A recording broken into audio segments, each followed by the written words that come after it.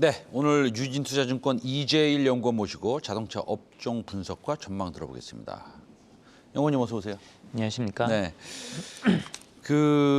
화물연대 파업 종료도 됐고, 그다음에 하반기에는 반도체, 차량용 반도체도 조금 수급이 아무래도 조금은 좋아지지 않겠습니까? 예, 그런 것도 있고 그런데 오늘 특이한 뉴스가 하나 있었던 것 같아요. 삼성전자하고 삼성 SDI하고 테슬라 Y를 완전 분해해서 전장에 조금 더 신경을 쓰려고 그러는 건지 아니면은 예전에 그 SM5 생각나십니까?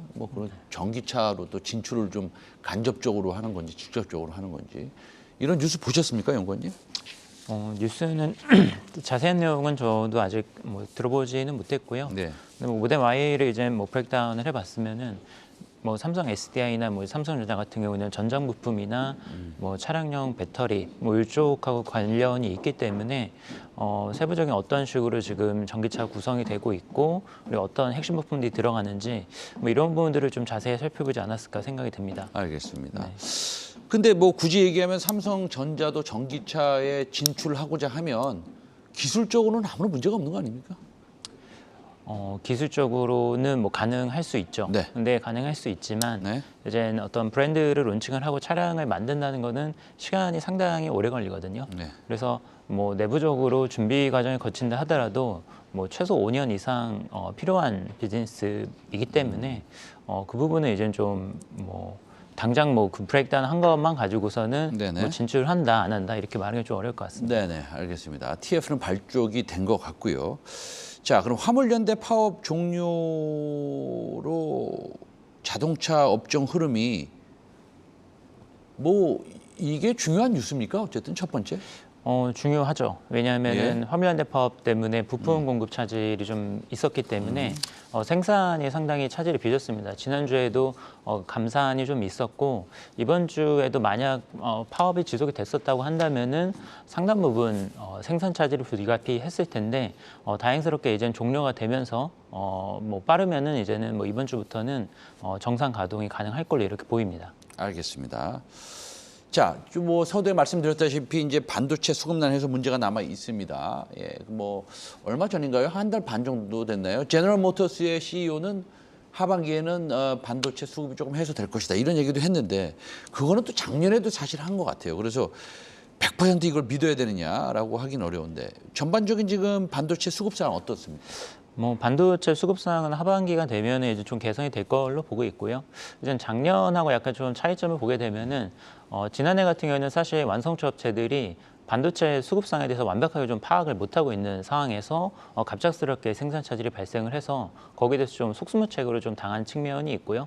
아무래도 이제 한두 번 되다 보니까 작년 하반기 올해 들어서면서부터는 좀 공급망을 체계적으로 좀 관리를 하고 있습니다. 그래서 지금 데일리로 이렇게 좀 수급망을 관리를 하고 있기 때문에 작년에 예측했던 것보다는 올해 이제 얘기하는 가이던스가 훨씬 더 신뢰도가 높다라고 보고 있고요. 그리고 작년하고 올해 이제 수급상 측면에서 보게 되면 사실 수요가 지난해 급격하게 올라온 산업이 자동차 말고도 이제 가전이나 IT 이런 쪽에서도 많이 올라오면서 반도체를 놓고선 어떤 수요 경쟁이 굉장히 심했었습니다. 근데 올해 같은 경우에는 사실 핸드셋이나 IT 쪽의 수요가 좀 감소를 하면서 이런 어떤 반도체 수요에 대한 어떤 공급에 대한 경쟁 이런 부분이 좀 완화된 측면이 분명히 있을 것 같고요. 그리고 이제 우크라이나 전쟁과 그리고 이제 중국에서 락다운이 있었죠. 이 부분에서 일부 이제 수요가 좀 소멸된 게 있습니다. 수요가 좀 빠진 게 있기 때문에 여기에서도 좀 여유 부분이 좀 생겼다라고 보고 있습니다. 그래서 하반기가 되면은 해소가 될 걸로 보고 있고요. 그리고 원래 계획됐었던 증산분 물량도 올해 하반기부터 공급될 예정이기 때문에 좀 점진적으로 이제 생산 차질이 해소된다라는 거는 현재도 유효한 관점인 것 같습니다. 네. 그러면은 기본적으로 자동차 반도체가 해소가 되면 지금은 또 차량 예약을 좀 취소하시는 분들이 좀 있대요. 왜냐면 오래 기다려서 그런지 아니면은 주시장도 나쁘니까 조금 돈을 덜 쓰자 이런 생각이 있어서 그런지 그럼에도 불구하고 아직도 좀 인기 있는 차량을 주문을 하면 최소한 6개월 어떤 차량은 1년 6개월까지 기다려야 된다는 이런 차량도 있는데 전반적으로 그러면 자동차 주가에 긍정적인 영향을 미칠 수 있겠습니까? 지금 뭐 말씀하신 것처럼 경기 네. 리스크가 좀 부각이 되고 있죠. 뭐 최근 뭐 한 1, 2주 사이 동안에 갑작스럽게 급격한 금리 인상이 경기 전망에 반영이 되기 시작을 하면서 뭐 리세션 얘기도 조금 얘기가 나오고 있는 상황인 거고 뭐 올해 하반기 되면서부터는 점점 더 수요가 좀 위축되는 거 아니냐라는 우려가 있는 것 같습니다. 실질적으로 이제 인플레이션도 그렇고 이제 소비자의 구매력을 떨어뜨리는 측면이 분명히 있고요. 금리 인상 같은 경우에도 좀 소비자 심리에 부정적으로 영향을 미치기 때문에 수요가 이제는 좀 위축될 가능성도 분명히 있는 것 같습니다. 그래서 이 부분은 이제 금리 인상을 거치면서 수요가 그리고 경기가 어떻게 반응하는지를 조금 면밀하게 좀 지켜볼 필요가 있을 것 같고요. 현재 시점에서 그래도 자동차 업종 수요가 견조할 걸로 보는 이유는 일단 재고가 굉장히 부족한 상황에서 많은 소비자들이 차량을 받기 위해서 대기들을 오랫동안 하셨거든요. 그래서 다른 산업에 비해서 미발현된 대기 수요가 많다라는 점에서 설사 이제는 수요가 위축된다 하더라도 단기적인 판매나 이런 부분들이 영향받을 가능성은 상당히 좀 낮다라고 보고 있습니다. 알겠습니다.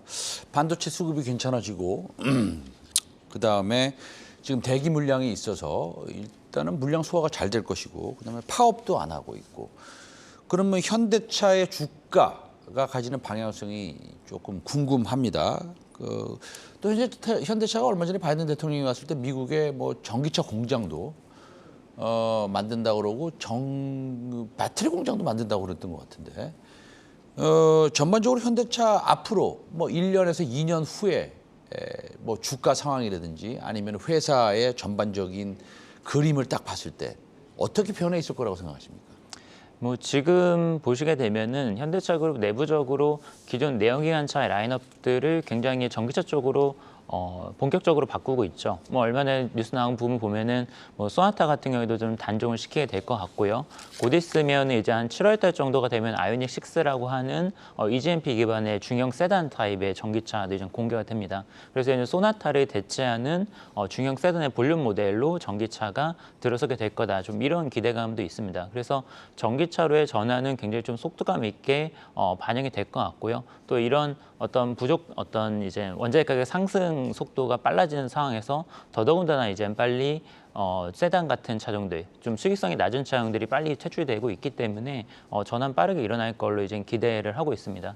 미국적 전기차 공장 같은 경우에는 바로 이제 가동이 되기는 어렵고요. 2025년도부터 본격적으로 가동이 될 거고 그 전 단계에서는 알라바마나 조지아 공장에서의 어떤 라인 전환을 통해서 전기차를 본격적으로 공급을 하기 시작을 할 거라서 특히 이제 미국 시장을 중심으로 전기차 시장 점유율이 많이 올라갈 수 있다라고 보고 있습니다. 뭐 현대기아차가 중국 쪽에서는 아무래도 좀 점유율이 많이 낮아지다 보니까 전기차를 잘 못 팔고 있는데 지금 미국이나 유럽 같은 선진 시장에서의 전기차 판매가 올라오게 되면은 글로벌 시장에서의 전기차 시장 점유율도 동반 상승할 걸로 이렇게 전망을 합니다. 네, 현대차에 대해서 질문을 좀 더 드리고 싶은데 이제 실적입니다.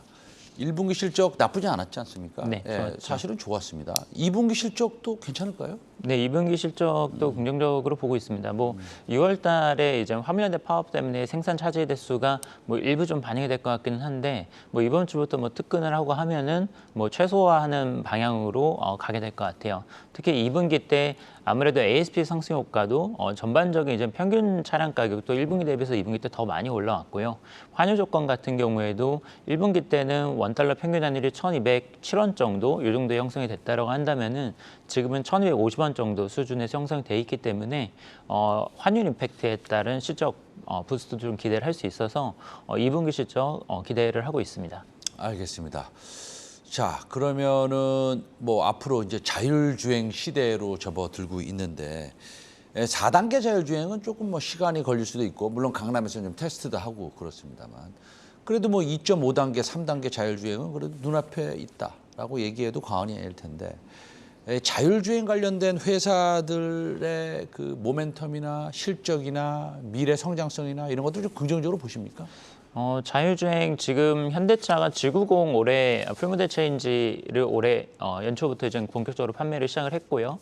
연말부터는 레벨 3 단계 수준의 HDA가 들어가게 될 것 같습니다. 그래서 본격적으로 현대차 그룹도 좀 고난이도의 자율주행 기술을 탑재를 해서 판매를 하기 시작을 할 걸로 예상을 하고 있고요.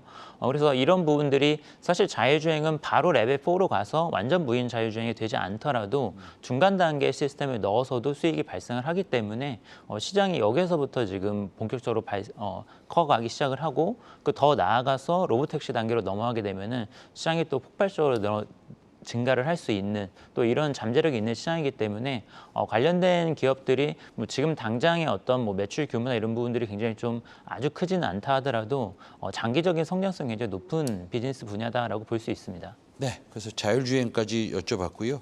저도 이제 그 뭐 조그만 차가 있는데 그렇게 스위치 누르면 한 2.5단계의 자율주행은 뭐 이게 가더라고요. 네, 그래서 괜찮은 것 같습니다. 자율주행을 테스트해 보니까 아주 편하고 신기하기도 하고 이제 바로 우리 생활에 스며들고 있구나 이런 것을 좀 느끼고 있습니다. 그래서 앞으로 뭐 한 1년 안에 3단계 자율주행 간다면 3단계는 상당히 편해지겠죠, 그것도? 네. 예, 알겠습니다. 오늘 유진투자증권 이재일 연구원 모시고 자동차 업종 분석했고요. 또 전망에 대해 들어보겠습니다. 여기서 제가 지금 딱 머리에 박히는 것은 이 현대차가 2분기 실적이 상당히 좋을 것이다. 자, 오늘 말씀 감사합니다.